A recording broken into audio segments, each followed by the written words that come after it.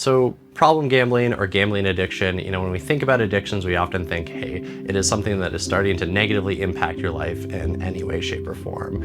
So with problem gambling, often that can be having a negative impact on your finances. It can be starting to consume too much of your time, but really we often see that starts to have major impacts on your ability to do your work, on your family relationships, on your personal relationships, to a degree that you're kind of struggling to handle it, and it's starting to affect your mental health as well. So it's something that we want to look at as a behavior that really isn't serving a function in your life anymore, that we're trying to move beyond and find ways to move past.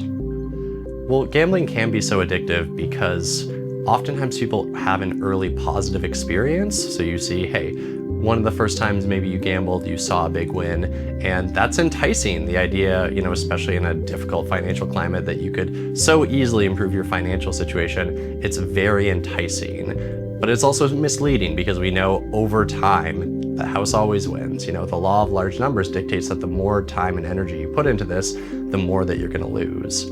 On the other hand, we also see the fact of just from an emotional regulation perspective, sometimes being in that state where there's thrills, there's unpredictability, does something to our brain that we're not totally used to. And we're drawn to that, particularly if we struggle with having negative thoughts, if we are really preoccupied with our anxieties. And in a way, gambling is something that can ease that.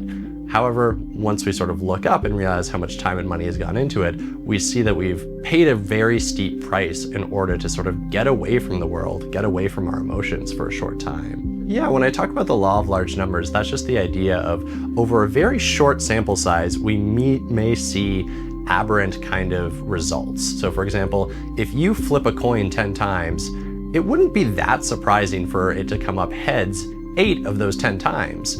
If you flip a coin 100 times, it's unlikely going to be 80 times out of 100 that you hit heads. Maybe you'd see 55, 58. And once you get to 1,000, it's going to be closer to 50. You're going to get 500 heads, 500 tails or so. And when we apply that to the idea of gambling, what that shows is that over a short amount of time, you may be able to win some money, you may be up for a bit, but over a longer time, inevitably it's going to return to that zero-sum game and really getting into negative numbers because the odds are stacked against you. That's the only reason why casinos exist, is because they can make money. So over time, the odds that you're going to be able to sustain winning are just lower and lower.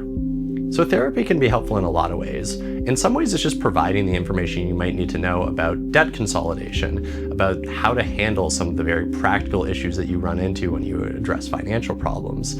So that's a start, but we can also start to figure out, hey, why was it that I was drawn to this so much? What kind of sucked me in, and potentially what was I getting away from? Getting to understand what are your triggers, what are your moments of vulnerability, and then being able to, rather than address some of these emotional concerns, some of these difficulties, by distracting yourself, by taking yourself out of the world through a hobby like gambling, hey, how can I deal with that in a more healthy way that's actually addressing how I feel inside, rather than just kind of blocking it out for a little while?